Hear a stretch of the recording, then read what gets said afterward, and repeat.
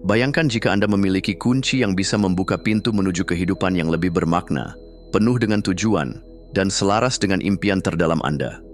Apa yang selama ini terasa seperti misteri?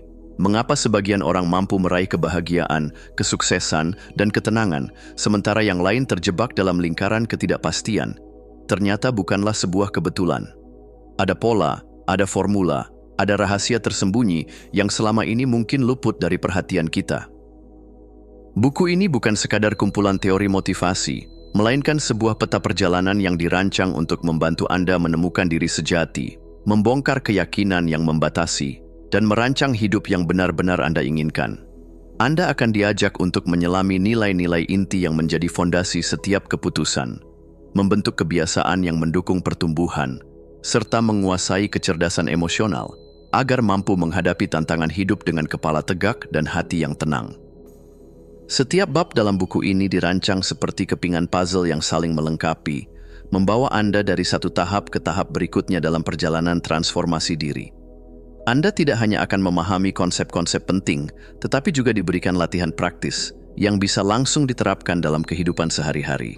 Ini bukan tentang perubahan instan, melainkan tentang membangun fondasi yang kokoh untuk pertumbuhan jangka panjang.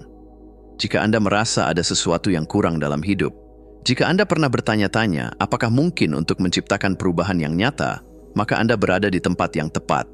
Bersiaplah untuk menggali lebih dalam, menantang batasan diri, dan menemukan formula ajaib yang akan mengubah cara Anda melihat diri sendiri dan dunia di sekitar Anda. Bab 1. Mengenali nilai-nilai inti Anda. Pernahkah Anda merasa tersesat dalam hidup, seolah-olah sedang berjalan tanpa peta? Dunia terus bergerak cepat, dan kita sering kali terbawa oleh arusnya, tanpa benar-benar memahami apa yang kita kejar. Kita mengejar kesuksesan, kebahagiaan, atau pengakuan, tetapi pertanyaannya adalah, apakah itu benar-benar yang kita inginkan? Atau hanya sesuatu yang diajarkan kepada kita oleh lingkungan, masyarakat, dan ekspektasi orang lain? Jawabannya tersembunyi dalam satu hal, nilai-nilai inti kita. Nilai-nilai ini adalah fondasi dari setiap keputusan yang kita buat, arah yang kita ambil, dan kebahagiaan yang kita rasakan. Memahami nilai-nilai inti Anda berarti memahami diri sendiri. Ini adalah langkah pertama menuju kehidupan yang lebih otentik, penuh makna, dan selaras dengan siapa Anda sebenarnya. Nilai inti adalah prinsip mendasar yang membentuk cara kita berpikir, merasa, dan bertindak dalam hidup. Mereka bukan sekadar konsep abstrak, tetapi akar dari setiap keputusan yang kita buat. Jika hidup adalah sebuah perjalanan, maka nilai inti adalah kompas yang mengarahkan kita ke tujuan yang sejati. Bayangkan seseorang yang tampak sukses di mata orang lain, tetapi merasa kosong dan tidak bahagia. Bisa jadi, pekerjaan atau gaya hidup yang dijalaninya tidak selaras dengan nilai-nilai yang ia junjung tinggi. Mungkin ia sangat menghargai kebebasan, tetapi terjebak dalam lingkungan kerja yang kaku dan penuh aturan. Atau mungkin ia memiliki panggilan batin untuk berkontribusi pada masyarakat, tetapi pekerjaannya hanya berfokus pada keuntungan finansial tanpa dampak sosial yang berarti. Ketika kita hidup selaras dengan nilai-nilai inti kita, segala sesuatu terasa lebih ringan dan bermakna. Namun, ketika kita mengabaikannya, seringkali ada perasaan kosong dan gelisah yang sulit dijelaskan. Inilah mengapa mengenali nilai-nilai inti bukan sekadar latihan intelektual, tetapi juga langkah krusial dalam membangun kehidupan yang lebih memuaskan dan autentik. Menemukan nilai-nilai inti bukanlah sesuatu yang dapat dilakukan secara instan. Ini adalah perjalanan menuju pemahaman diri yang lebih dalam melalui refleksi dan introspeksi. Untuk memulainya, Anda dapat mengingat kembali momen-momen dalam hidup yang memberi Anda kebahagiaan sejati. Apa yang membuat Anda merasa paling bangga? Apa prinsip yang selalu Anda pegang dalam menghadapi keputusan sulit? Siapa sosok yang Anda kagumi? Dan apa nilai-nilai yang mereka anut? Jika semua tuntutan sosial dan finansial dihilangkan, bagaimana cara Anda ingin menjalani hidup? Jawaban atas pertanyaan-pertanyaan ini seringkali membentuk pola yang menunjukkan nilai-nilai inti Anda. Anda mungkin menyadari bahwa kejujuran adalah sesuatu yang tak tergoyahkan bagi Anda, atau bahwa pertumbuhan pribadi selalu menjadi bahan bakar yang mendorong langkah-langkah Anda. Dengan menggali lebih dalam, Anda akan menyadari bahwa banyak keputusan, perasaan, dan kebahagiaan dalam hidup Anda dipengaruhi oleh seberapa selarasnya hidup Anda dengan nilai-nilai inti tersebut. Bayangkan Anda berada di tengah lautan luas. Tanpa kompas, Anda hanya akan mengikuti arus dan mudah terbawa ombak. Namun, dengan kompas, Anda memiliki arah yang jelas, bahkan saat badai mengguncang kapal Anda. Dalam kehidupan, nilai-nilai inti berfungsi sebagai kompas batin yang membantu kita tetap berada di jalur yang benar. Ketika dihadapkan pada pilihan sulit, nilai-nilai inilah yang akan memberikan panduan. Misalnya, seseorang yang sangat menghargai kebersamaan keluarga mungkin menolak tawaran pekerjaan bergaji tinggi jika itu berarti harus sering meninggalkan orang-orang terkasih. Sebaliknya, seseorang yang menempatkan kebebasan sebagai prioritas utama mungkin lebih memilih pekerjaan fleksibel, meskipun ada opsi lain yang lebih stabil, tetapi membatasi ruang geraknya. Semakin kita hidup sesuai dengan nilai-nilai inti, semakin mudah kita membuat keputusan yang terasa tepat. Kita tidak lagi mudah terombang-ambing oleh tekanan sosial atau ekspektasi orang lain karena sudah memiliki pedoman yang jelas. Dalam kehidupan, kita seringkali tanpa sadar mengadopsi nilai-nilai yang bukan milik kita. Sejak kecil, kita diajarkan bahwa sukses berarti memiliki pekerjaan bergengsi, kebahagiaan bergantung pada pencapaian materi, dan hidup harus sesuai dengan standar tertentu. Tetapi apakah semua itu benar-benar mencerminkan diri kita? Atau hanya sekadar warisan dari lingkungan sekitar? Menentukan nilai-nilai Anda sendiri berarti berani mempertanyakan apa yang benar-benar penting bagi Anda, bukan sekadar menerima apa yang telah diajarkan. Ini berarti memiliki keberanian untuk menolak definisi kesuksesan yang ditentukan orang lain dan merancang standar kebahagiaan versi Anda sendiri. Untuk memastikan bahwa nilai-nilai yang Anda pegang benar-benar berasal dari diri Anda, cobalah untuk merenungkan apakah prinsip-prinsip tersebut masih Anda anggap penting jika tekanan sosial dihilangkan. Apakah nilai-nilai itu memberi Anda rasa damai dan kepuasan, atau justru membuat Anda merasa tertekan? Dengan jujur menelaah nilai-nilai yang Anda anut, Anda akan menemukan kebebasan sejati untuk menjalani hidup dengan lebih bermakna. Untuk lebih memahami nilai-nilai inti Anda, ada beberapa langkah sederhana yang dapat Anda lakukan. Pertama, buatlah daftar nilai-nilai yang menurut Anda penting dalam hidup, seperti kejujuran, cinta, kebebasan, pertumbuhan, keluarga, kreativitas, dan kontribusi. Setelah itu, saring daftar tersebut hingga hanya tersisa 5 nilai utama yang benar-benar Anda pegang teguh. Selanjutnya, refleksikan bagaimana nilai-nilai tersebut telah hadir dalam kehidupan sehari-hari Anda. Apakah Anda sudah menjalankannya dengan penuh kesadaran? Jika belum, apa yang bisa Anda lakukan untuk lebih selaras dengan prinsip-prinsip tersebut?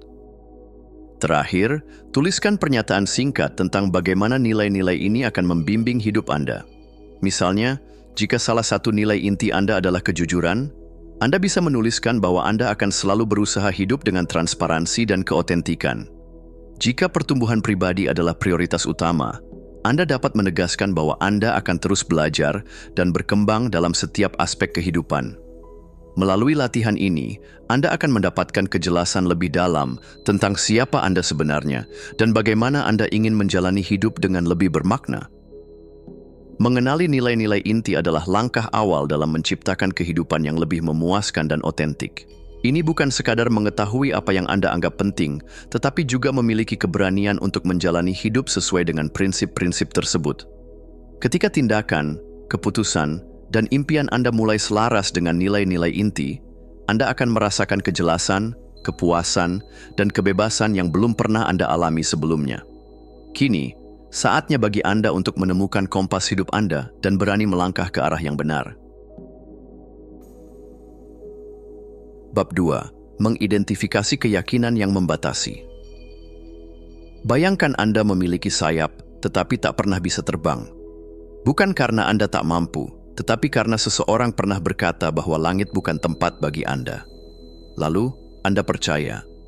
Begitulah cara keyakinan yang membatasi bekerja. Ia mengurung kita dalam batasan yang sebenarnya tak nyata, tetapi terasa begitu nyata hingga kita tak pernah mencoba melewatinya.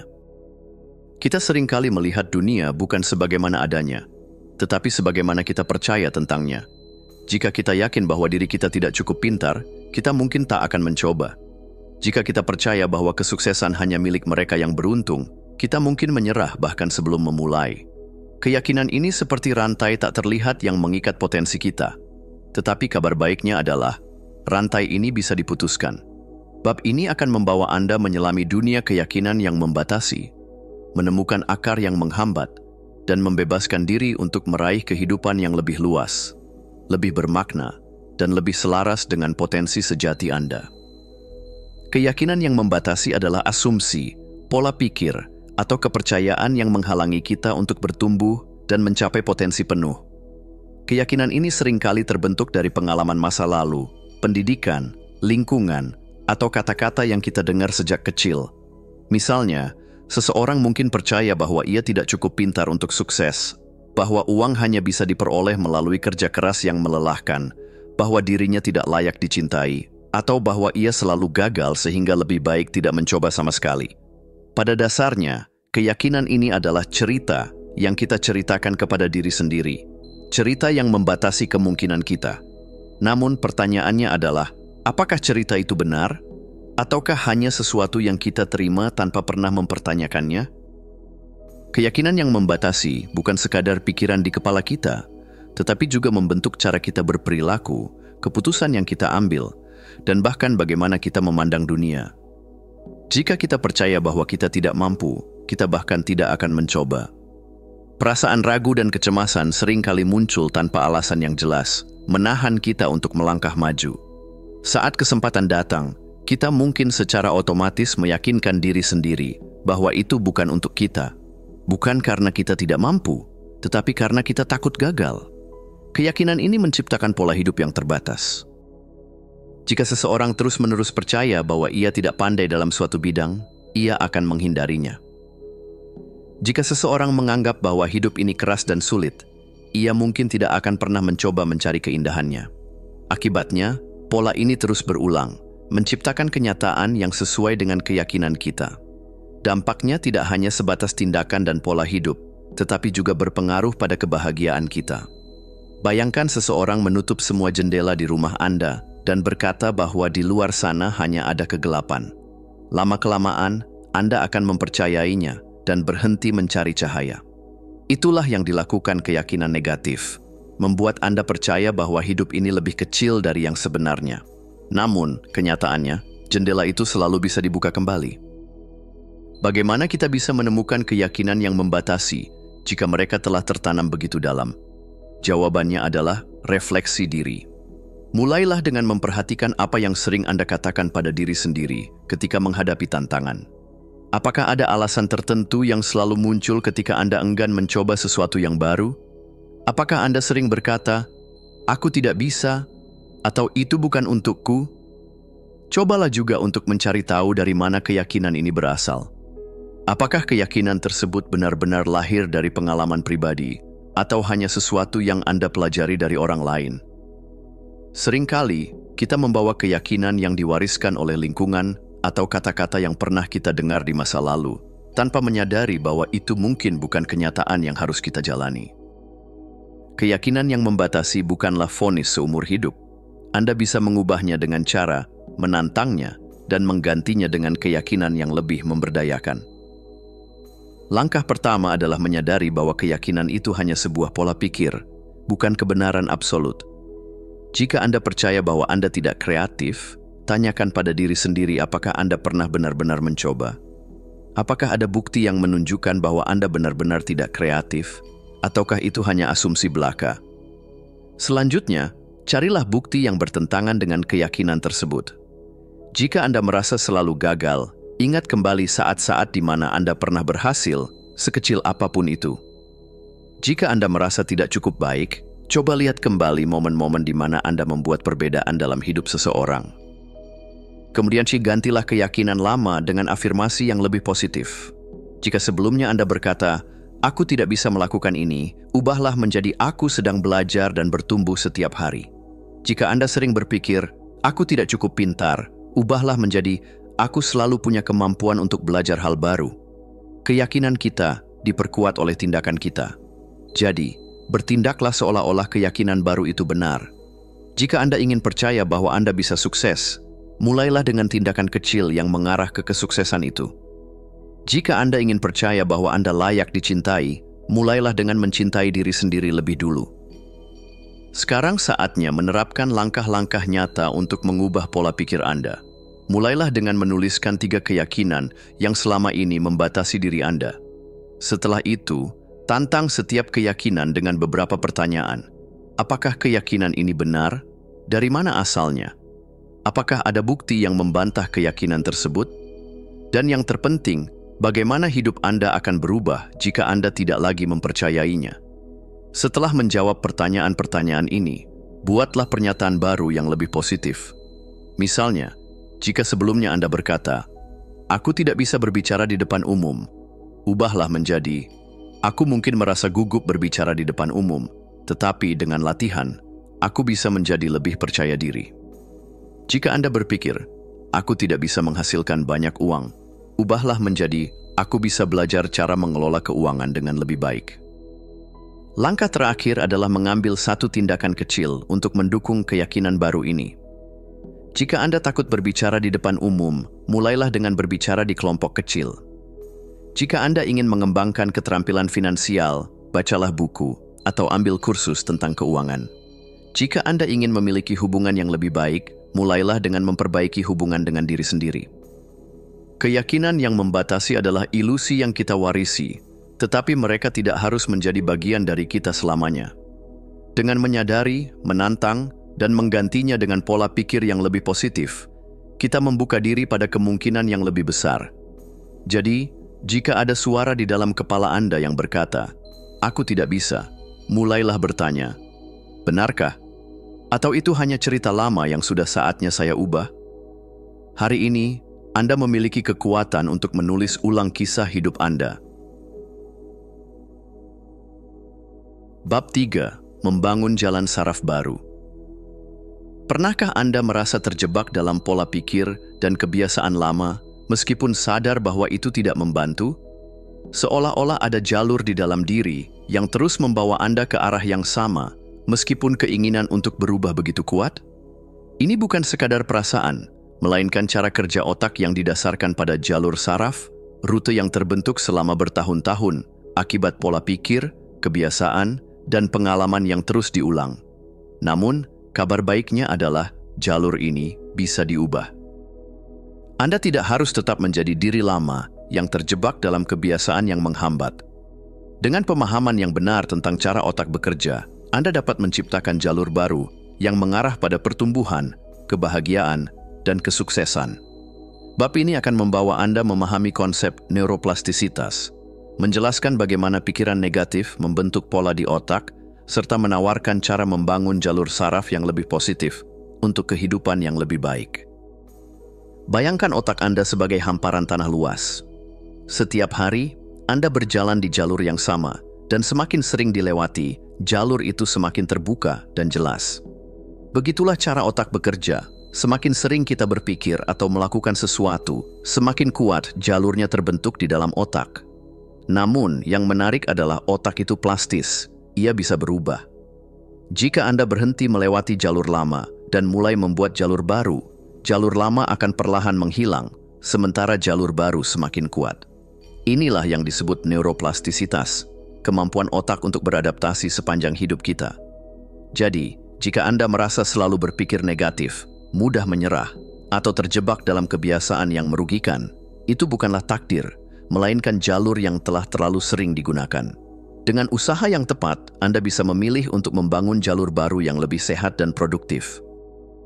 Setiap kali Anda berpikir negatif, misalnya, "Aku tidak cukup baik," atau "Aku selalu gagal," otak mengaktifkan jalur saraf tertentu. Semakin sering pikiran ini muncul, semakin kuat jalurnya terbentuk, hingga akhirnya menjadi respons otomatis. Sebuah kegagalan kecil dapat langsung memicu keyakinan bahwa Anda selalu gagal. Penolakan dari seseorang bisa membuat Anda merasa tidak layak dicintai. Dan kesalahan di tempat kerja mungkin langsung diterjemahkan sebagai bukti bahwa Anda tidak kompeten. Jika pola ini terus diulang, otak mulai menganggapnya sebagai kebenaran, padahal sebenarnya itu hanyalah hasil dari kebiasaan berpikir. Namun, sebagaimana jalur ini terbentuk, ia juga bisa dilemahkan dan digantikan dengan yang baru.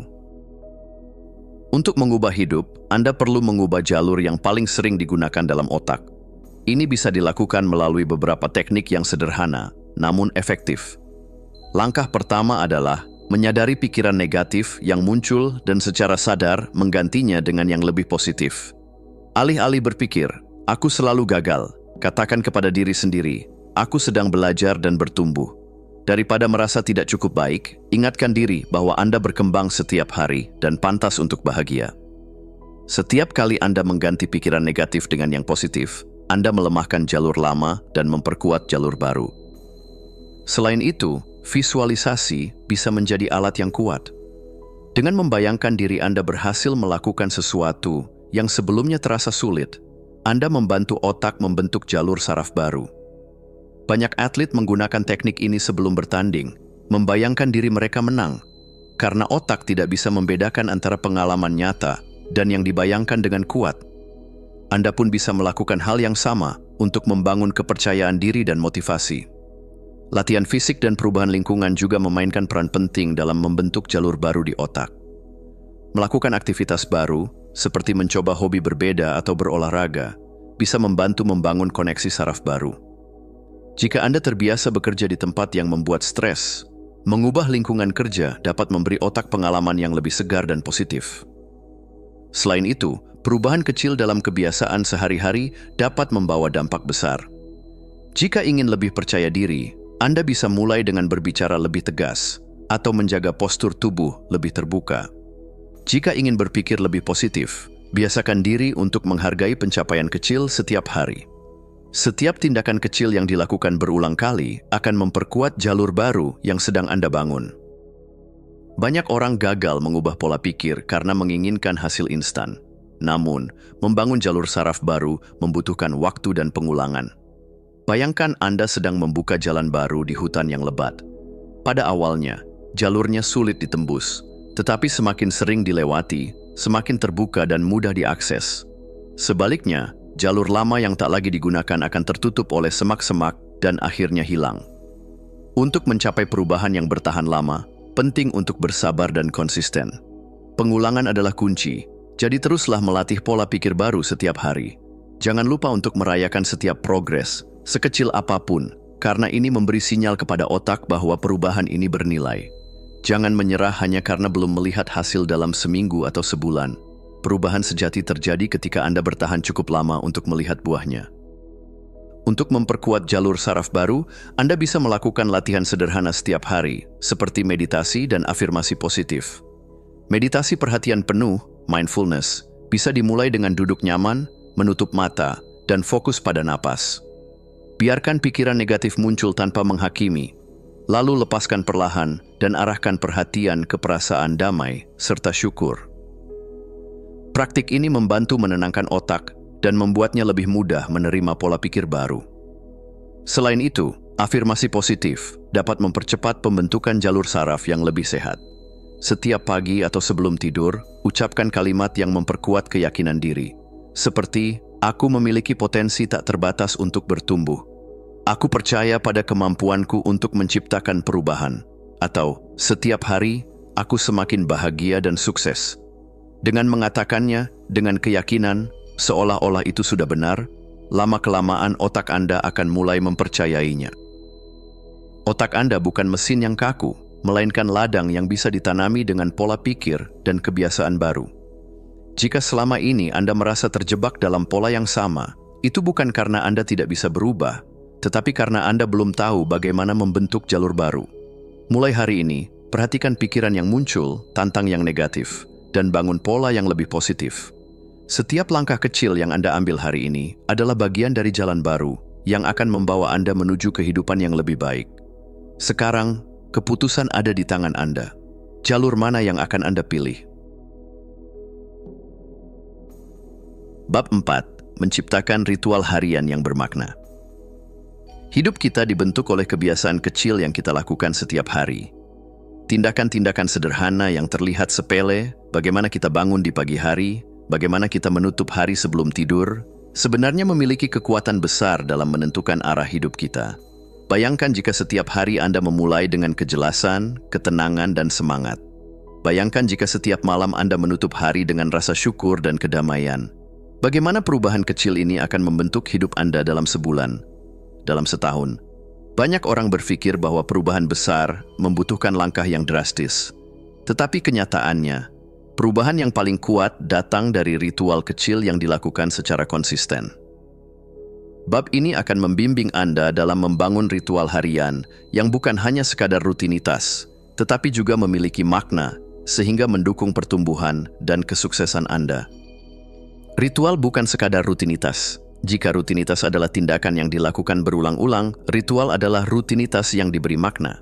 Banyak pemimpin, atlet, dan orang-orang sukses memiliki kebiasaan yang mereka lakukan setiap hari.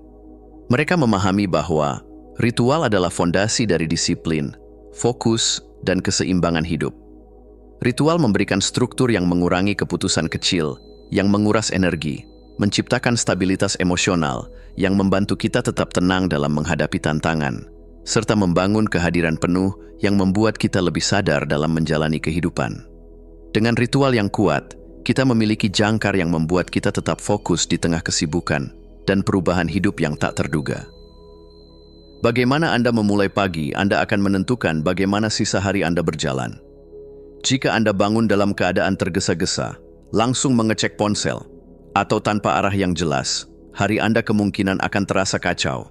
Sebaliknya, dengan memulai hari melalui ritual yang memberikan energi, ketenangan, dan fokus, Anda akan memiliki kendali penuh atas hari Anda.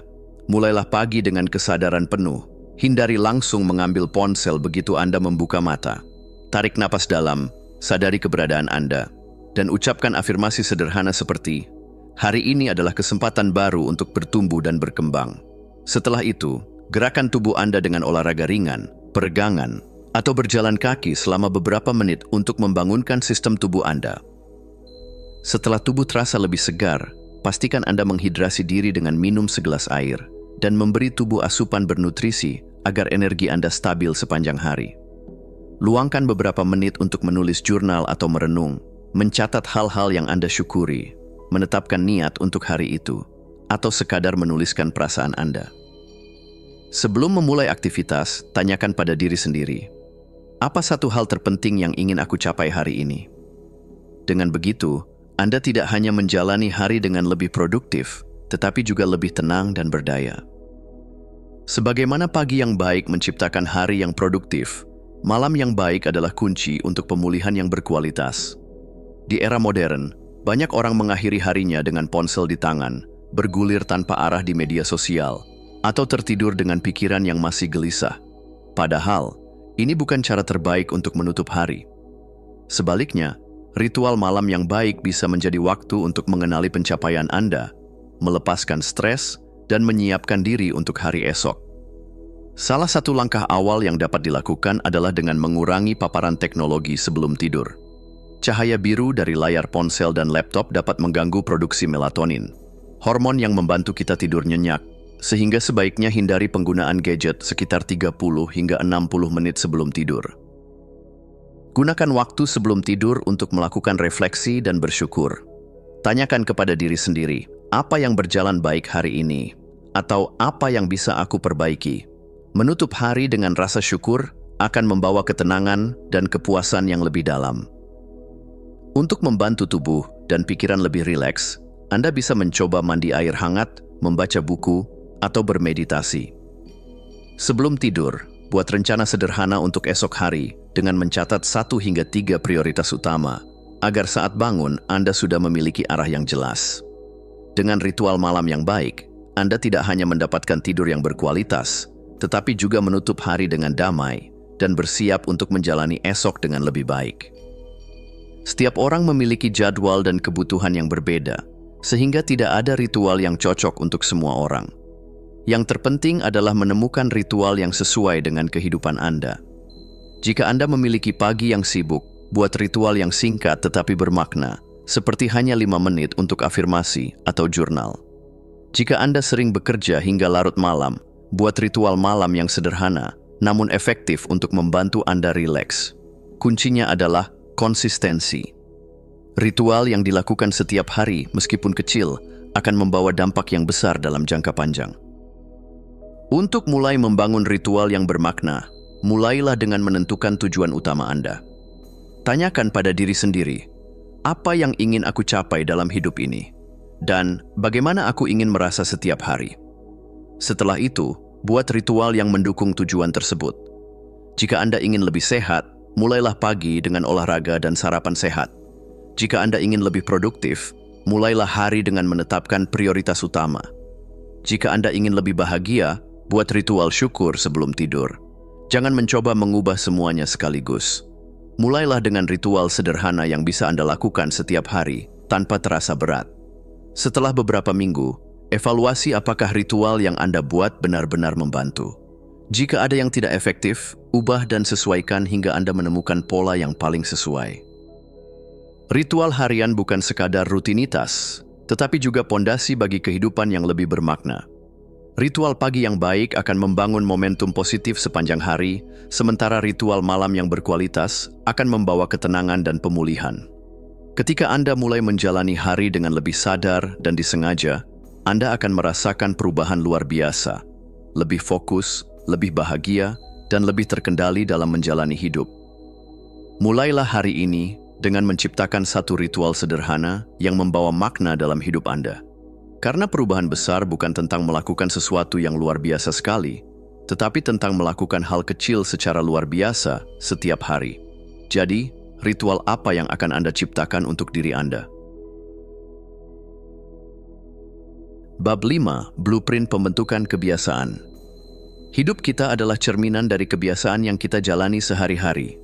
Cara kita memulai pagi, bagaimana kita merespons tantangan, serta kebiasaan kecil yang tampaknya sepele, semuanya secara perlahan membentuk identitas diri kita. Jika ingin mengubah hidup, maka perubahan harus dimulai dari kebiasaan. Namun, banyak orang terjebak dalam kesalahan yang sama. Mereka mencoba mengubah terlalu banyak hal sekaligus, hanya untuk berakhir dengan perasaan kewalahan. Mereka mengandalkan motivasi, namun segera menyadari bahwa motivasi seringkali datang dan pergi, tidak dapat diandalkan untuk perubahan jangka panjang. Orang-orang yang benar-benar memahami seni perubahan mengetahui satu rahasia sederhana. Kebiasaan yang paling kuat bukanlah yang terbentuk dari dorongan sesaat, melainkan yang dibangun dengan sistem yang tepat. Bab ini adalah peta jalan bagi Anda untuk menciptakan kebiasaan yang bertahan lama, yang tidak hanya mengubah tindakan Anda, tetapi juga membentuk siapa diri Anda. Setiap kebiasaan, baik atau buruk, terbentuk melalui pola yang sama, pemicu, tindakan, dan hadiah. Pemicu adalah sesuatu yang mengingatkan Anda untuk melakukan kebiasaan. Tindakan adalah perilaku yang dilakukan sebagai respons terhadap pemicu tersebut.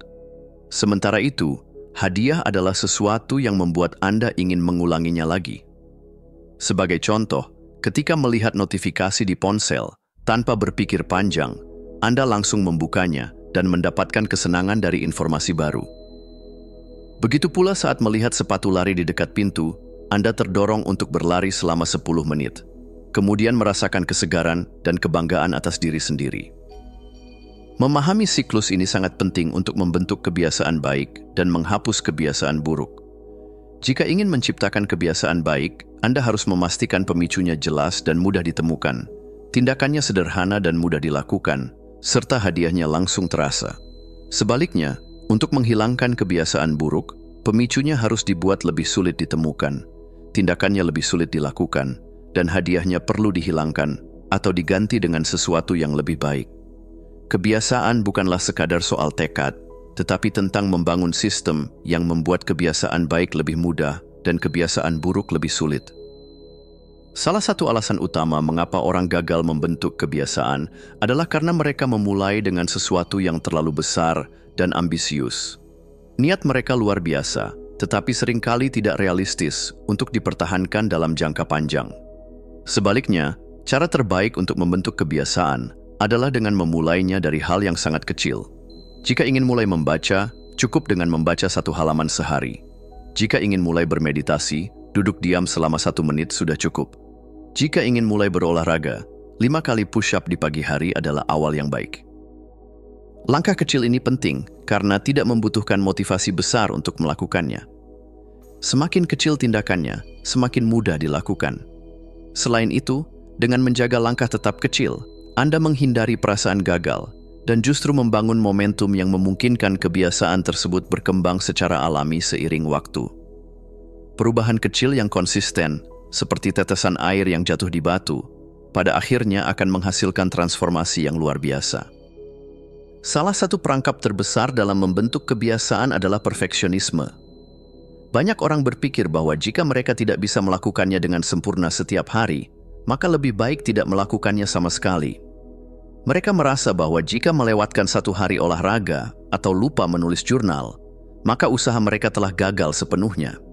Padahal, yang terpenting dalam membangun kebiasaan bukanlah kesempurnaan, melainkan konsistensi dalam jangka panjang. Jika suatu hari terlewat, jangan biarkan itu menjadi 2 hari berturut-turut. Jika gagal sekali, jangan menyerah dan membiarkan seluruh sistem runtuh. Jika tidak bisa melakukannya dengan sempurna, cukup lakukan versi yang lebih kecil. Yang paling penting adalah memaafkan diri sendiri dan kembali ke jalur secepat mungkin. Banyak orang menyerah dalam membentuk kebiasaan karena merasa progresnya terlalu lambat atau tidak terlihat. Namun, perubahan sejati tidak pernah terjadi dalam semalam. Sebuah pohon tidak tumbuh dalam sehari, tetapi jika terus disiram setiap hari, suatu saat ia akan menjulang tinggi. Api kecil mungkin tampak lemah, tetapi jika terus diberi bahan bakar, ia bisa menjadi nyala yang besar. Inilah mengapa merayakan setiap kemajuan, sekecil apapun, sangat penting. Menandai kalender setiap kali berhasil melakukan kebiasaan, mengucapkan afirmasi positif setelah menyelesaikan satu langkah kecil, atau memberi diri sendiri hadiah kecil adalah cara yang efektif untuk memperkuat kebiasaan baru. Ketika mulai menikmati prosesnya, membangun kebiasaan menjadi sesuatu yang menyenangkan, bukan beban. Kini saatnya menerapkan semua prinsip ini dalam kehidupan nyata. Langkah pertama adalah menentukan kebiasaan yang ingin Anda bangun. Tanyakan pada diri sendiri, kebiasaan kecil apa yang jika dilakukan setiap hari akan membawa perubahan besar dalam hidup Anda. Setelah itu, temukan pemicu yang jelas dan hubungkan kebiasaan baru dengan sesuatu yang sudah dilakukan setiap hari. Misalnya, setelah menyikat gigi, bacalah satu halaman buku, atau saat minum kopi pagi, tulislah jurnal singkat.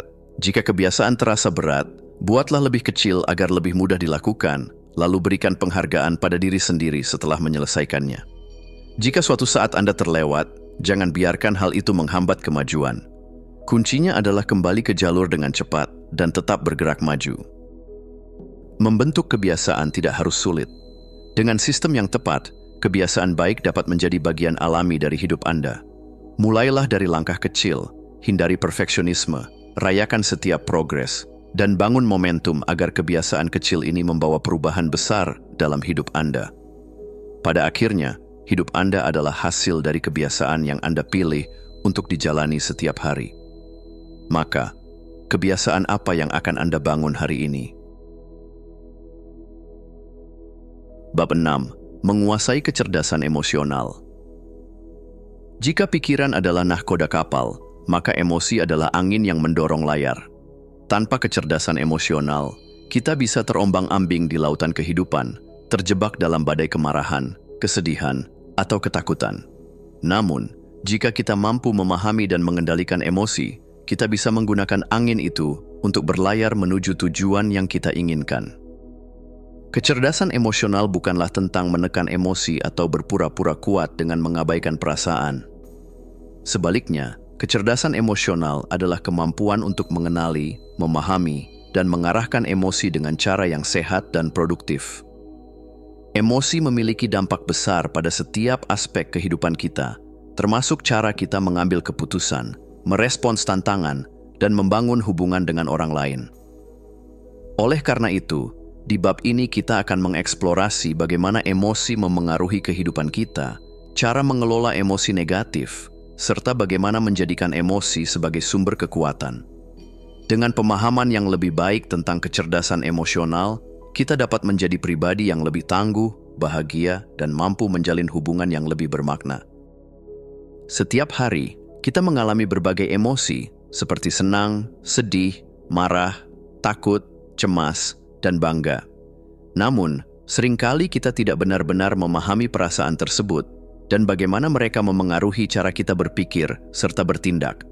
Emosi adalah bahasa tubuh kita dalam berkomunikasi.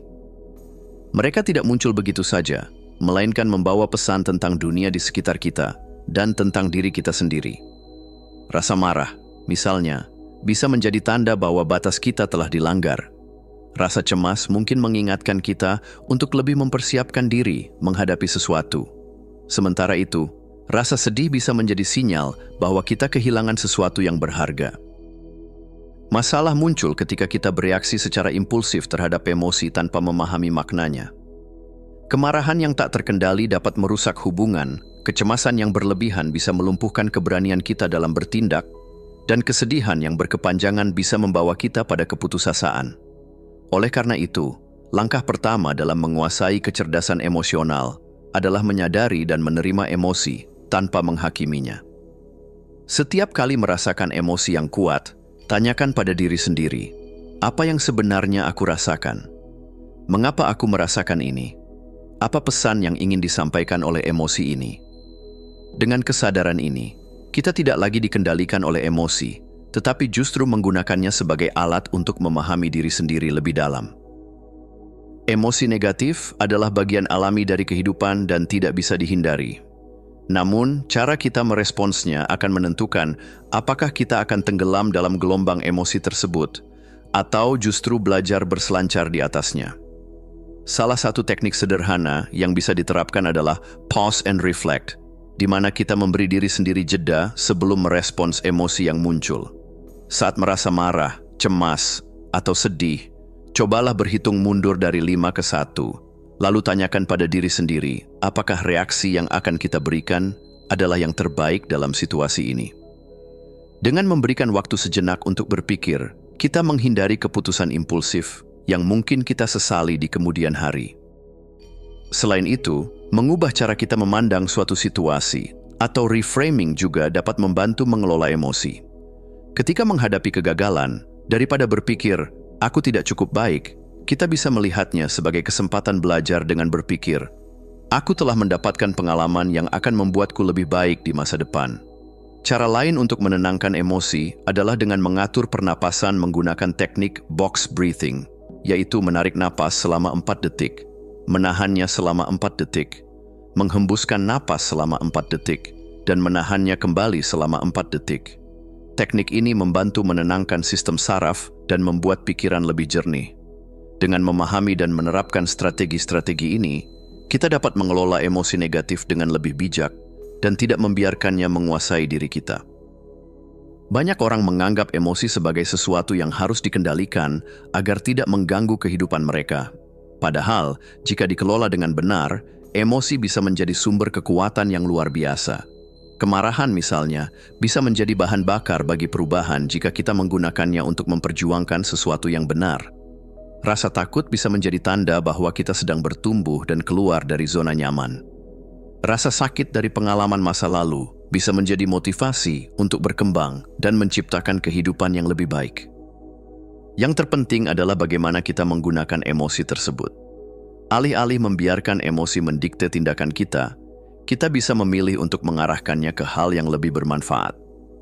Saat menghadapi situasi yang memicu emosi kuat, tanyakan pada diri sendiri bagaimana energi dari emosi itu bisa digunakan untuk hal yang positif. Dengan pendekatan ini, kita tidak hanya mampu mengendalikan emosi, tetapi juga menggunakannya sebagai kekuatan untuk bertumbuh dan mencapai tujuan kita. Kecerdasan emosional tidak hanya bermanfaat bagi diri sendiri, tetapi juga berperan penting dalam membangun hubungan yang sehat dengan orang lain. Hubungan yang harmonis tidak tercipta dari kesempurnaan, melainkan dari pemahaman dan empati yang mendalam. Ketika kita mampu memahami emosi kita sendiri, kita juga lebih baik dalam memahami emosi orang lain. Mendengar dengan empati adalah salah satu keterampilan penting dalam kecerdasan emosional. Saat seseorang berbicara, kita perlu mendengarkan untuk memahami, bukan sekadar untuk membalas. Selain itu, mengendalikan reaksi impulsif juga sangat penting dalam menjaga hubungan. Alih-alih menyalahkan orang lain saat emosi sedang tinggi, kita bisa memilih untuk menenangkan diri dan berbicara dengan lebih bijaksana. Menjadi pendukung bagi orang lain, bukan penghakim, juga akan mempererat hubungan. Setiap orang memiliki perjuangan yang tidak terlihat, dan dengan bersikap penuh pengertian, kita bisa membangun koneksi yang lebih dalam dan bermakna. Untuk mengembangkan kecerdasan emosional, kita bisa memulai dengan praktik sederhana dalam kehidupan sehari-hari. Salah satu cara efektif adalah dengan menulis jurnal emosi setiap malam. Luangkan 5 menit untuk mencatat emosi yang kita rasakan sepanjang hari, apa yang memicunya, serta bagaimana kita menanggapinya. Dengan cara ini, kita dapat melihat pola emosi kita dan menemukan cara untuk mengelolanya dengan lebih baik. Latihan lain yang bisa dilakukan adalah emotional labeling, yaitu memberi label yang lebih spesifik pada emosi yang kita rasakan. Alih-alih sekadar mengatakan, "Aku marah," kita bisa mencoba memahami lebih dalam dengan mengidentifikasi penyebabnya, seperti, "Aku merasa diremehkan karena..." Dengan cara ini, kita lebih mudah menemukan solusi yang tepat. Selain itu, kita bisa mencoba tantangan 24 jam empati, yaitu berlatih untuk tidak menghakimi siapapun, bahkan dalam pikiran. Sebagai gantinya, kita bisa mencoba memahami apa yang mungkin sedang mereka alami. Menguasai kecerdasan emosional berarti memahami, mengelola, dan memanfaatkan emosi untuk menciptakan kehidupan yang lebih baik. Dengan menjadi pengamat emosi kita, bukan budaknya, kita dapat menggunakan emosi sebagai alat pertumbuhan, bukan sebagai penghalang. Selain itu, dengan empati dan pemahaman yang lebih dalam, kita juga bisa membangun hubungan yang lebih bermakna. Saat kita mampu mengendalikan emosi, kita tidak hanya menjadi lebih tenang dan bahagia, tetapi juga lebih kuat dalam menghadapi kehidupan. Bagaimana Anda akan menggunakan kecerdasan emosional Anda hari ini? Bab 7. Menetapkan tujuan yang jelas. Bayangkan seorang pelaut yang berlayar tanpa peta. Ia mungkin menikmati perjalanannya, tetapi bisa saja terombang-ambing oleh ombak tanpa pernah mencapai daratan yang diimpikan. Begitu pula dengan hidup kita, tanpa tujuan yang jelas, kita bisa saja sibuk, bergerak, bahkan merasa produktif, tetapi tanpa arah yang pasti. Menetapkan tujuan bukan hanya tentang mencapai sesuatu, melainkan juga tentang menentukan arah hidup, memberi makna pada setiap langkah, dan menciptakan peta jalan menuju kesuksesan. Tujuan yang jelas memberikan motivasi, fokus, serta alasan untuk terus maju, bahkan ketika tantangan menghadang. Di bab ini, kita akan membahas bagaimana menetapkan tujuan yang spesifik, menerapkan teknik SMART, memvisualisasikan kesuksesan, menghadapi rintangan, dan menyusun rencana aksi yang konkret agar tujuan tersebut dapat terwujud dengan lebih efektif.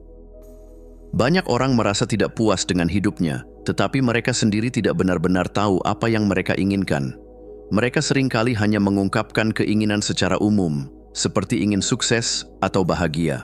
Namun, tanpa kejelasan, bagaimana kita bisa mengetahui apakah kita telah mencapainya? Kunci utama dalam menetapkan tujuan terletak pada kejelasan. Sebuah tujuan seperti ingin sehat terlalu luas dan abstrak, sedangkan jika dirinci menjadi ingin berolahraga 3 kali seminggu dan menurunkan 5 kg dalam 3 bulan, maka tujuan tersebut menjadi lebih jelas dan lebih mungkin untuk dicapai. Dengan memiliki tujuan yang spesifik, seseorang akan memiliki arah yang jelas, dapat mengukur kemajuan yang dicapai, serta tetap termotivasi untuk terus berusaha. Untuk menetapkan tujuan yang lebih efektif, tanyakan pada diri sendiri, apa yang benar-benar saya inginkan? Mengapa hal ini penting bagi saya? Bagaimana saya bisa membuatnya lebih spesifik? Dengan menjawab pertanyaan-pertanyaan ini, kita akan lebih mudah mengarahkan diri menuju hasil yang diinginkan. Menetapkan tujuan tanpa strategi yang jelas seringkali berujung pada kegagalan atau kekecewaan. Agar tujuan lebih terstruktur, kita dapat menggunakan metode SMART yang merupakan singkatan dari specific, measurable, terukur, achievable, dapat dicapai, relevant, dan time-bound, terikat waktu. Agar tujuan menjadi lebih spesifik, kita harus merincinya dengan jelas. Misalnya, alih-alih mengatakan, ingin membaca lebih banyak buku, akan lebih efektif jika tujuan diubah menjadi ingin membaca 1 buku tentang pengembangan diri setiap bulan. Selain itu, tujuan juga harus terukur agar kita dapat mengetahui sejauh mana progres yang telah dicapai, seperti menetapkan target menurunkan kadar lemak tubuh hingga 15% dalam 6 bulan. Namun, penting juga untuk memastikan bahwa tujuan yang ditetapkan masih dalam batas realistis. Sebuah tujuan yang terlalu muluk, seperti menjadi miliarder dalam waktu 1 tahun, mungkin akan sulit dicapai, tetapi jika diarahkan menjadi peningkatan pendapatan sebesar 30% dalam 1 tahun melalui strategi pemasaran baru, maka hal ini akan lebih memungkinkan. Selain itu, tujuan yang relevan dengan visi dan kepentingan hidup kita akan lebih mudah untuk dijalankan. Seseorang yang tidak tertarik dengan musik, misalnya, mungkin tidak akan mendapatkan manfaat dari menetapkan tujuan belajar bermain biola.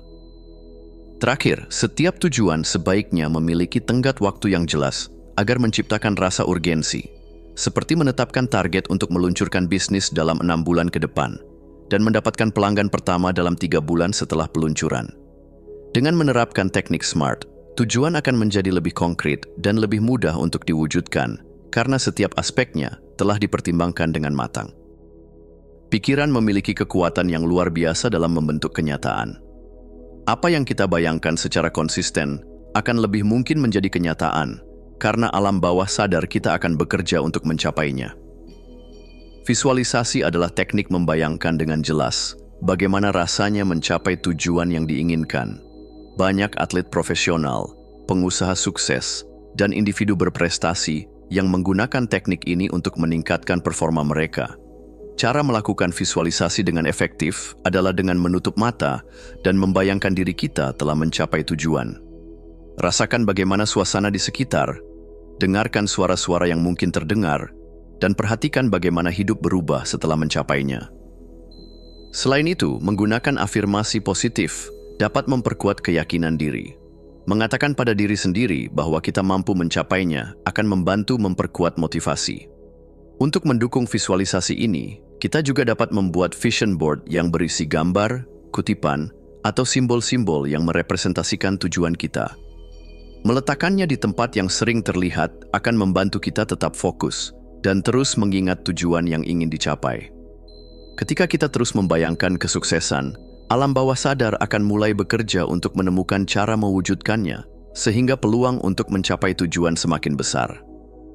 Setiap perjalanan menuju kesuksesan pasti dihadapkan pada berbagai rintangan. Banyak orang menyerah bukan karena mereka tidak mampu, tetapi karena mereka tidak siap menghadapi tantangan yang muncul di tengah jalan. Untuk mengatasi hambatan, ada beberapa strategi yang dapat diterapkan. Salah satunya adalah dengan mengantisipasi kemungkinan tantangan sejak awal dan menyiapkan solusi alternatif. Alih-alih terfokus pada masalah yang dihadapi, kita bisa mengalihkan perhatian ke arah solusi dengan bertanya kepada diri sendiri langkah kecil, apa yang dapat diambil untuk mengatasi kesulitan tersebut. Selain itu, membangun ketahanan mental juga menjadi hal yang penting. Kegagalan bukanlah akhir, melainkan bagian dari proses belajar, sehingga kita tidak perlu takut untuk mencoba lagi. Dengan memahami bahwa rintangan adalah bagian alami dari perjalanan menuju kesuksesan, kita dapat menghadapi setiap tantangan dengan sikap yang lebih positif dan tidak mudah menyerah. Menetapkan tujuan saja tidak cukup jika tidak disertai dengan rencana aksi yang jelas. Oleh karena itu, langkah pertama yang perlu dilakukan adalah menuliskan tujuan SMART yang ingin dicapai. Misalnya ingin berlari 5 km tanpa henti dalam 3 bulan. Setelah itu, buatlah langkah-langkah kecil yang spesifik untuk mencapainya, seperti memulai dengan jalan cepat selama 30 menit setiap hari di minggu pertama, berlari sejauh 1 km di minggu kedua, dan meningkatkan jarak lari secara bertahap di minggu-minggu berikutnya. Selain itu, tetapkan tenggat waktu untuk setiap langkah agar progres dapat dipantau dengan lebih jelas. Evaluasi pencapaian setiap minggu untuk melihat hal-hal yang berhasil dan aspek mana yang masih perlu diperbaiki. Jangan lupa untuk merayakan setiap pencapaian kecil, karena hal ini akan memperkuat motivasi dan menjaga semangat tetap tinggi. Menetapkan tujuan yang jelas adalah fondasi dari kesuksesan. Tanpa arah yang spesifik, kita hanya akan berjalan tanpa tujuan yang pasti. Dengan menerapkan teknik SMART, memvisualisasikan kesuksesan, menyiapkan diri menghadapi rintangan, serta menyusun rencana aksi yang konkret, kita dapat lebih mudah mewujudkan impian yang ingin dicapai. Tidak perlu menunggu waktu yang sempurna untuk memulai.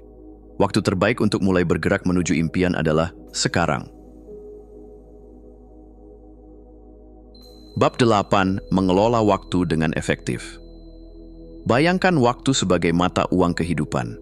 Setiap hari kita semua mendapat deposit yang sama, yaitu 24 jam. Perbedaannya terletak pada bagaimana kita membelanjakannya. Beberapa orang menggunakan waktu mereka untuk membangun kehidupan yang mereka impikan, sementara yang lain tanpa sadar membiarkannya berlalu tanpa arah. Waktu adalah aset paling berharga yang kita miliki. Tidak seperti uang, waktu yang hilang tidak bisa dikembalikan. Karena itu, menguasai manajemen waktu adalah salah satu keterampilan terpenting dalam hidup. Di bab ini, kita akan membahas bagaimana mengelola waktu dengan efektif, menetapkan prioritas, menghindari jebakan multitasking, menjaga keseimbangan antara kerja dan istirahat, serta menciptakan jadwal harian yang produktif. Seringkali, hari-hari berlalu begitu saja tanpa pencapaian yang berarti. Tanpa manajemen waktu yang baik, kita mudah terjebak dalam kehidupan yang reaktif, terus-menerus sibuk, tanpa benar-benar mencapai sesuatu yang signifikan. Akibatnya, stres dan kecemasan muncul, karena merasa waktu yang dimiliki tidak cukup untuk menyelesaikan semua hal yang diinginkan. Lebih jauh lagi, tanpa pengelolaan yang baik, impian besar seringkali tetap menjadi angan-angan karena kita tidak tahu bagaimana mewujudkannya. Sebaliknya, dengan manajemen waktu yang baik, kita bisa menjalani hidup dengan lebih sadar dan terarah. Produktivitas meningkat, memungkinkan kita mencapai lebih banyak hal dalam waktu yang lebih singkat. Tidak hanya itu, waktu untuk diri sendiri, keluarga, dan kebahagiaan pribadi juga menjadi lebih tersedia. Pada akhirnya, kesuksesan bukanlah tentang seberapa sibuk seseorang, tetapi seberapa efektif ia menggunakan waktunya. Rahasia produktivitas bukanlah mengerjakan lebih banyak, tetapi mengerjakan yang benar-benar penting. Salah satu prinsip yang dapat membantu dalam menentukan prioritas adalah hukum Pareto, atau yang lebih dikenal sebagai aturan 80/20. Konsep ini menyatakan bahwa 80% hasil yang kita dapatkan seringkali berasal dari 20% usaha yang benar-benar berdampak besar. Sebagai contoh, dalam dunia bisnis, sebagian besar pendapatan seringkali berasal dari sebagian kecil pelanggan utama. Dalam proses belajar, sebagian besar pemahaman bisa diperoleh dari materi yang paling esensial.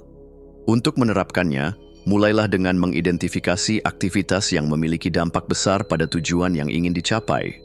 Kurangi atau hilangkan tugas-tugas yang tidak memberikan hasil yang signifikan, dan fokuslah pada tugas bernilai tinggi yang membawa perubahan nyata. Selain itu, Matrix Eisenhower dapat membantu dalam menentukan prioritas dengan membagi tugas menjadi 4 kategori.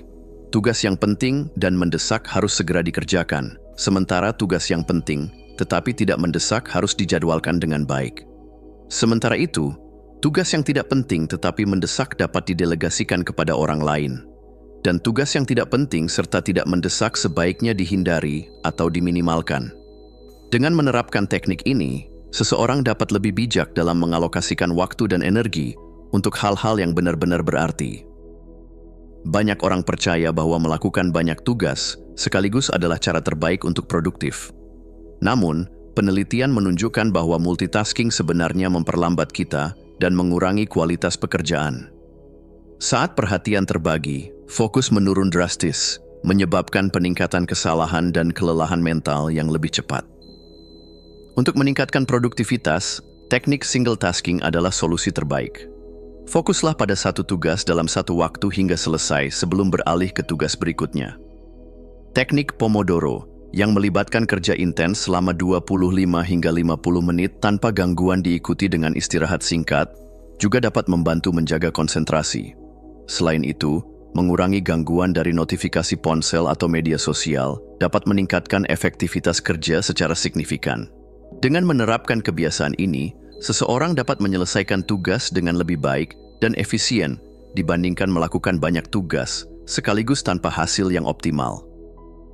Kesuksesan sejati bukan hanya tentang bekerja keras, tetapi juga tentang mengetahui kapan harus berhenti. Banyak orang terjebak dalam pola kerja tanpa henti, berpikir bahwa semakin banyak jam kerja berarti semakin banyak hasil yang diperoleh. Padahal, otak kita membutuhkan istirahat agar tetap produktif dan kreatif. Salah satu prinsip yang dapat membantu dalam menciptakan keseimbangan adalah hukum Parkinson.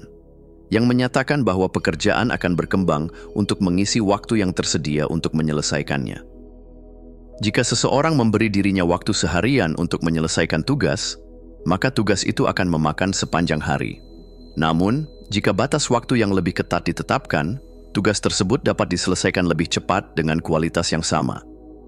Untuk menjaga keseimbangan, penting untuk menetapkan batas waktu kerja yang jelas dan menyisipkan waktu istirahat setiap beberapa jam. Tidur yang cukup juga tidak boleh diabaikan, karena kurang tidur dapat menurunkan produktivitas secara drastis. Meluangkan waktu untuk aktivitas yang menyegarkan pikiran, seperti olahraga, meditasi, atau membaca, juga akan membantu menjaga keseimbangan antara kerja dan kehidupan pribadi. Kerja keras memang penting, tetapi kerja cerdas jauh lebih efektif. Kunci utama dalam manajemen waktu adalah perencanaan yang baik. Salah satu cara terbaik untuk memastikan hari berjalan produktif adalah dengan menetapkan 3 prioritas utama yang ingin dicapai dalam sehari. Dengan memiliki fokus yang jelas, energi dan waktu dapat dialokasikan pada hal-hal yang benar-benar penting. Teknik time blocking juga dapat membantu mengatur jadwal dengan lebih efektif. Dengan mengalokasikan waktu tertentu untuk setiap tugas dan menghindari gangguan saat mengerjakannya, seseorang dapat bekerja lebih terstruktur dan efisien. Selain itu, menjadwalkan waktu istirahat dengan pola seperti 50/10, bekerja selama 50 menit, lalu istirahat 10 menit, atau 90/30, bekerja selama 90 menit, lalu istirahat 30 menit, dapat membantu menjaga energi sepanjang hari. Sebagai refleksi, meluangkan waktu 5 menit setiap malam untuk mengevaluasi apa yang telah berhasil dan apa yang bisa ditingkatkan akan memberikan wawasan berharga dalam mengelola waktu dengan lebih baik ke depannya. Manajemen waktu yang efektif bukan hanya tentang menjadi lebih sibuk, tetapi tentang menjalani hidup dengan lebih terarah dan sadar. Dengan menerapkan teknik prioritas seperti hukum Pareto dan matriks Eisenhower, seseorang dapat lebih fokus pada hal-hal yang benar-benar penting, menghindari multitasking dan melatih diri untuk fokus pada satu tugas dalam satu waktu akan meningkatkan produktivitas dan kualitas kerja. Selain itu, menciptakan keseimbangan antara kerja dan istirahat sangat penting agar tetap produktif tanpa mengalami kelelahan berlebihan. Perencanaan yang baik dalam bentuk jadwal harian yang jelas juga akan memastikan bahwa waktu digunakan dengan maksimal. Waktu adalah sumber daya yang tidak bisa dibeli kembali. Gunakan dengan bijak, karena setiap detik yang dihabiskan dengan sadar adalah langkah menuju kehidupan yang lebih bermakna. Mulailah sekarang dan buat perubahan yang nyata. Bab 9. Membangun ketahanan mental. Pernahkah Anda merasa dunia seakan menjatuhkan Anda tanpa belas kasih? Seakan setiap kali Anda bangkit, ada gelombang lain yang datang untuk menguji kekuatan Anda. Inilah kehidupan, penuh ketidakpastian, tantangan, dan ujian. Namun, yang membedakan seseorang yang sukses dan mereka yang menyerah bukanlah jumlah kesulitan yang mereka hadapi, tetapi bagaimana mereka merespons setiap badai yang datang. Ketahanan mental bukan sekadar kemampuan bertahan, tetapi seni untuk tetap maju meskipun dunia berusaha menarik kita ke belakang.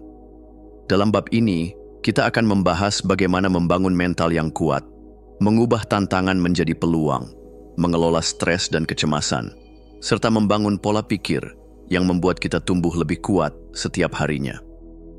Ketahanan mental adalah kemampuan untuk tetap tenang, tangguh, dan fokus di tengah tekanan hidup. Orang yang memiliki ketahanan mental tidak mudah menyerah saat menghadapi rintangan, mampu berpikir jernih dalam situasi sulit, serta melihat setiap tantangan sebagai kesempatan untuk berkembang. Mereka tidak terjebak dalam ketakutan atau kecemasan yang berlebihan, melainkan tetap berusaha menemukan solusi di tengah tekanan. Ketahanan mental sangat penting, karena dunia tidak akan selalu berjalan sesuai keinginan kita. Akan selalu ada kegagalan, penolakan, dan kesulitan. Namun, dengan ketahanan mental, kita tidak hanya bertahan, kita tumbuh dari setiap pengalaman. Bayangkan ketahanan mental seperti akar pohon yang kuat. Ketika angin badai datang, pohon itu mungkin bergoyang, tetapi ia tidak tumbang karena akarnya tertanam dalam. Demikian pula dengan kita, jika memiliki fondasi mental yang kuat, kita tidak akan mudah runtuh oleh tantangan hidup. Kehidupan tidak terjadi kepada kita, tetapi untuk kita. Apa yang membedakan orang sukses dari yang lain bukanlah kurangnya kegagalan, tetapi bagaimana mereka menggunakan kegagalan sebagai pijakan untuk melompat lebih tinggi. Salah satu cara untuk melakukannya adalah dengan mengubah sudut pandang melalui teknik reframing. Setiap kali menghadapi tantangan, tanyakan pada diri sendiri, apa yang bisa saya pelajari dari ini? Bagaimana saya bisa tumbuh dari pengalaman ini? Bagaimana saya bisa menggunakan ini sebagai batu loncatan, bukan penghalang? Sejarah penuh dengan kisah orang-orang yang gagal berkali-kali sebelum akhirnya mencapai kesuksesan. Thomas Edison, misalnya, gagal ribuan kali sebelum menemukan bola lampu. Namun, ia tidak menganggapnya sebagai kegagalan, melainkan sebagai proses pembelajaran. Hal yang sama terjadi pada Oprah Winfrey, yang pernah dipecat dari pekerjaannya sebagai pembaca berita karena dianggap tidak cocok untuk televisi. Kini, ia menjadi salah satu figur media paling berpengaruh di dunia. Ketahanan mental berarti melihat kegagalan bukan sebagai akhir, tetapi sebagai awal dari sesuatu yang lebih besar. Stres bukan musuh, tetapi sinyal. Ia memberitahu kita bahwa ada sesuatu yang perlu diperhatikan. Namun, jika tidak dikelola dengan baik, stres bisa menjadi penghalang terbesar bagi ketahanan mental kita. Salah satu cara efektif untuk mengatasi stres adalah melalui pernapasan dalam. Dengan menarik napas dalam selama 4 detik, menahannya selama 4 detik, lalu menghembuskannya selama 6 detik, tubuh akan merasa lebih rileks. Teknik ini mengaktifkan sistem saraf parasimpatis yang membantu menenangkan pikiran dan tubuh. Selain itu, latihan mindfulness dapat membantu kita tetap fokus pada saat ini, mengurangi kecemasan tentang masa depan atau penyesalan terhadap masa lalu. Cukup dengan meditasi sederhana selama 5 hingga 10 menit sehari, kita bisa melatih ketenangan pikiran. Menulis jurnal juga merupakan cara yang efektif untuk mengatasi stres. Dengan menuangkan pikiran dan perasaan ke dalam tulisan, kita bisa lebih memahami pola pikir kita dan menemukan solusi dari perspektif baru. Selain itu, aktivitas fisik seperti berjalan kaki, yoga, atau olahraga lainnya dapat membantu melepaskan hormon endorfin yang meningkatkan suasana hati dan mengurangi stres. Jika merasa terbebani, berbicara dengan seseorang yang dipercaya dapat membuat beban di hati terasa lebih ringan. Jangan ragu untuk meminta dukungan, karena berbagi cerita dengan orang lain seringkali memberikan perspektif baru yang membantu kita menghadapi tantangan. Stres bukan tanda kelemahan, tetapi sinyal bahwa kita perlu memperlambat dan merawat diri sendiri. Cara kita berpikir sangat menentukan bagaimana kita menghadapi tantangan. Ada 2 jenis pola pikir yang berlawanan, fixed mindset dan growth mindset. Orang dengan fixed mindset cenderung berpikir bahwa kemampuan mereka sudah tetap dan tidak bisa berkembang. Mereka sering berkata, "Saya tidak berbakat dalam hal ini," atau "Saya tidak akan pernah bisa berhasil." Karena takut gagal, mereka cenderung menghindari tantangan. Sebaliknya, orang dengan growth mindset percaya bahwa mereka selalu bisa belajar dan berkembang. Mereka melihat kegagalan sebagai langkah menuju keberhasilan dan menganggap tantangan sebagai peluang untuk tumbuh. Untuk mengembangkan pola pikir bertumbuh, kita perlu melihat kegagalan sebagai pelajaran, fokus pada usaha daripada hasil instan, serta merayakan setiap progres kecil yang kita capai. Selain itu, mengelilingi diri dengan orang-orang yang mendukung pertumbuhan kita akan mempercepat proses ini. Salah satu contoh nyata dari growth mindset adalah Michael Jordan. Ia pernah dikeluarkan dari tim basket sekolahnya karena dianggap kurang berbakat. Namun, bukannya menyerah, ia justru terus berlatih hingga akhirnya menjadi legenda NBA. Ketahanan mental tumbuh ketika kita percaya bahwa kita bisa selalu berkembang dan belajar dari setiap pengalaman. Untuk membangun ketahanan mental, kita perlu melatihnya secara aktif. Salah satu latihan yang bisa dilakukan adalah menulis jurnal syukur dan refleksi harian. Setiap malam, luangkan waktu untuk menuliskan 3 hal yang membuat Anda bersyukur, tantangan yang dihadapi hari itu, serta pelajaran yang bisa dipetik dari pengalaman tersebut. Latihan lainnya adalah visualisasi diri yang kuat. Bayangkan diri Anda di masa depan sebagai seseorang yang tangguh, percaya diri, dan tidak mudah menyerah.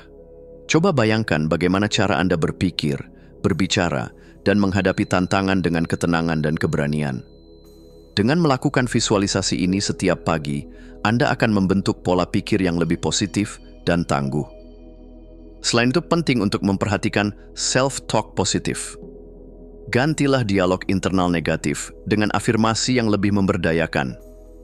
Jika sebelumnya Anda berpikir, saya tidak bisa melakukannya, ubahlah menjadi, saya sedang belajar dan saya akan terus mencoba. Jika Anda merasa, saya selalu gagal, ingatkan diri Anda bahwa kegagalan hanyalah bagian dari proses menuju kesuksesan. Ketahanan mental adalah keterampilan yang bisa dilatih. Tantangan bukanlah musuh, tetapi peluang untuk tumbuh. Stres bukan sesuatu yang harus dihindari, tetapi sinyal untuk lebih memahami diri sendiri. Dan yang paling penting, pola pikir bertumbuh adalah kunci untuk menghadapi hidup dengan lebih tangguh. Dunia tidak selalu mudah, tetapi Anda lebih kuat daripada yang Anda kira. Jadilah seperti pohon yang akarnya semakin kuat setiap kali diterpa badai. Bab 10. Mengembangkan kepercayaan diri yang tak tergoyahkan. Kepercayaan diri bukanlah sesuatu yang diberikan sejak lahir, melainkan sebuah keterampilan yang dibangun melalui pengalaman, diuji oleh tantangan, dan diperkuat dengan kesadaran diri.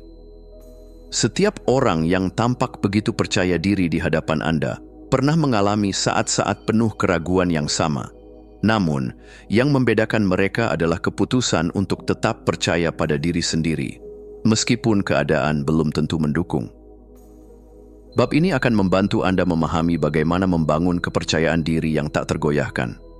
Anda akan belajar mengatasi ketakutan dan keraguan yang menghambat langkah, serta menciptakan lingkungan yang mendukung pertumbuhan diri.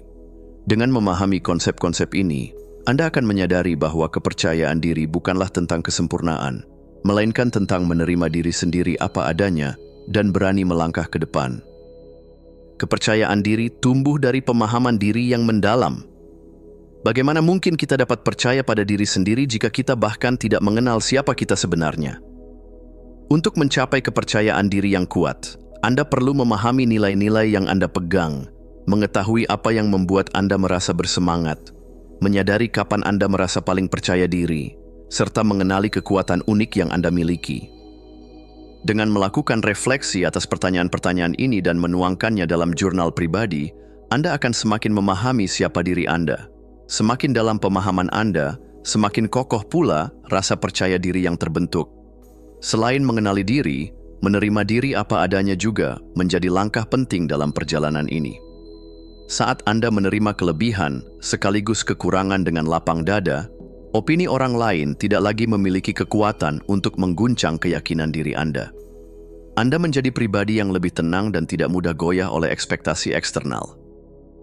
Keraguan dan ketakutan seringkali hanyalah ilusi yang bertahan selama Anda masih mempercayainya. Banyak orang ragu karena takut gagal, khawatir akan penilaian orang lain, merasa tidak cukup kompeten, atau terus-menerus membandingkan diri dengan orang lain. Namun, semua ini bisa diatasi dengan kesadaran bahwa rasa takut adalah hal yang wajar. Bahkan orang-orang yang sukses sekalipun tidak luput dari rasa takut, tetapi mereka memilih untuk tetap bertindak meskipun rasa takut itu ada. Salah satu cara mengatasi keraguan adalah dengan mengubah cara Anda bertanya pada diri sendiri. Daripada berpikir, bagaimana jika saya gagal? Cobalah bertanya, bagaimana jika ini adalah langkah terbaik dalam hidup saya? Daripada terlalu khawatir dengan apa yang dipikirkan orang lain, tanyakanlah, apakah ini penting bagi saya? Dengan mengubah perspektif, Anda akan lebih berani melangkah dan membuktikan bahwa rasa takut bukanlah penghalang yang tak bisa dilalui. Kepercayaan diri juga tumbuh melalui tindakan. Semakin sering Anda berani melangkah, semakin kuat keyakinan Anda pada diri sendiri. Setiap langkah kecil yang Anda ambil, meskipun dengan keraguan, adalah fondasi yang memperkokoh keberanian Anda. Keberanian bukan berarti tidak memiliki rasa takut, melainkan bertindak meskipun ketakutan itu ada. Pikiran memiliki kekuatan besar dalam membentuk kenyataan. Apa yang Anda yakini tentang diri sendiri akan menciptakan cara Anda bertindak dan merespons kehidupan. Oleh karena itu, afirmasi positif menjadi alat yang sangat ampuh dalam membangun kepercayaan diri. Setiap hari, biasakan mengucapkan kalimat yang memperkuat keyakinan Anda, seperti, saya percaya pada diri sendiri dan kemampuan saya. Saya berhak mendapatkan kesuksesan dan kebahagiaan. atau "Saya tidak perlu menjadi sempurna untuk menjadi berharga." Selain afirmasi, visualisasi positif juga memiliki peran penting. Luangkan waktu untuk menutup mata, menarik napas dalam, dan membayangkan diri Anda sebagai pribadi yang penuh percaya diri. Bayangkan diri Anda berbicara dengan jelas, melangkah dengan mantap, dan menghadapi tantangan dengan keberanian. Otak tidak bisa membedakan antara realitas dan imajinasi, sehingga semakin sering Anda membayangkan diri sebagai pribadi yang percaya diri, semakin besar kemungkinan Anda benar-benar menjadi pribadi tersebut. Kepercayaan diri juga dipengaruhi oleh lingkungan tempat Anda berada. Orang-orang yang Anda kelilingi memiliki dampak besar terhadap cara Anda melihat diri sendiri. Oleh karena itu, penting untuk berada di antara mereka yang mendukung, menginspirasi, dan percaya pada potensi Anda. Sebaliknya, hindari mereka yang selalu meragukan atau menjatuhkan Anda. Selain lingkungan sosial, apa yang Anda konsumsi sehari-hari juga membentuk cara berpikir Anda. Bacalah buku-buku yang menginspirasi, dengarkan podcast yang memotivasi, serta tonton konten yang mendorong pertumbuhan diri Anda. Dengan memilih asupan yang positif, Anda akan lebih mudah mengembangkan pola pikir yang mendukung kepercayaan diri. Tantang diri Anda untuk keluar dari zona nyaman sedikit demi sedikit. Cobalah hal-hal baru yang mendorong keberanian Anda. Setiap kali Anda menghadapi tantangan dan berhasil melewatinya, kepercayaan diri Anda akan meningkat secara alami. Meskipun Anda tidak bisa mengendalikan segala sesuatu di sekitar Anda selalu memiliki kendali atas siapa yang Anda izinkan masuk dalam hidup Anda. Kepercayaan diri tidak hanya dibangun dalam pikiran, tetapi juga melalui tubuh dan tindakan. Salah satu latihan sederhana adalah memperbaiki postur dan bahasa tubuh. Berdirilah tegak, tarik bahu ke belakang, dan tatap lurus ke depan. Tersenyumlah lebih sering dan berjalanlah dengan langkah yang mantap. Postur tubuh yang baik tidak hanya mencerminkan kepercayaan diri, tetapi juga membantu menciptakannya. Tantang diri Anda setiap hari dengan latihan-latihan sederhana seperti berbicara di depan cermin dengan suara yang tegas, menyuarakan pendapat dalam diskusi, atau menghadapi satu ketakutan kecil yang selama ini Anda hindari. Selain itu, menulis jurnal kepercayaan diri dapat membantu Anda melacak perkembangan diri. Setiap malam, tuliskan satu keberhasilan kecil yang Anda capai, satu tantangan yang berhasil Anda hadapi, dan satu hal yang Anda syukuri tentang diri sendiri. Dengan cara ini, Anda akan semakin menyadari bahwa kepercayaan diri Anda terus berkembang setiap hari. Kepercayaan diri bukanlah tujuan akhir, melainkan perjalanan yang terus berkembang. Perjalanan ini dimulai dengan mengenali diri sendiri, berani mengatasi keraguan, serta membangun pola pikir yang positif. Lingkungan yang mendukung dan tindakan kecil yang dilakukan setiap hari akan membantu Anda tumbuh menjadi pribadi yang semakin percaya diri. Tidak perlu menunggu menjadi sempurna untuk merasa percaya diri. Percaya dirilah sekarang, karena Anda sudah cukup dan selalu memiliki potensi untuk berkembang lebih jauh. Kepercayaan diri sejati bukanlah tentang tidak pernah merasa ragu, tetapi tentang tetap melangkah meskipun rasa ragu itu ada. Kesimpulan, hidup adalah sebuah perjalanan, bukan sekadar tujuan. Di sepanjang perjalanan ini, kita terus bertumbuh, belajar, dan menemukan versi terbaik dari diri kita sendiri. Formula ajaib untuk mengubah hidup bukanlah rahasia yang tersembunyi di luar sana, melainkan sesuatu yang selalu ada di dalam diri Anda, menunggu untuk ditemukan, dipahami, dan diterapkan. Setiap bab dalam buku ini adalah pintu menuju kesadaran yang lebih dalam. Anda telah menggali nilai-nilai inti, membongkar keyakinan yang membatasi, membentuk kebiasaan baru, dan membangun ketahanan mental. Anda telah belajar bagaimana menetapkan tujuan, mengelola waktu, dan yang paling penting, memahami bahwa perubahan sejati dimulai dari dalam diri Anda. Sekarang, keputusan ada di tangan Anda. Apakah Anda akan membiarkan hari-hari berlalu tanpa arah? Ataukah Anda akan mengambil kendali dan mulai menjalani hidup dengan penuh makna? Tidak ada waktu yang lebih baik daripada saat ini. Ambil langkah pertama, lalu langkah berikutnya. Keajaiban bukanlah sesuatu yang terjadi secara kebetulan. Keajaiban terjadi ketika Anda memilih untuk bertindak. Dunia menunggu versi terbaik Anda. Jadi, beranilah. Percayalah pada diri Anda. dan mulailah menciptakan kehidupan yang benar-benar Anda inginkan.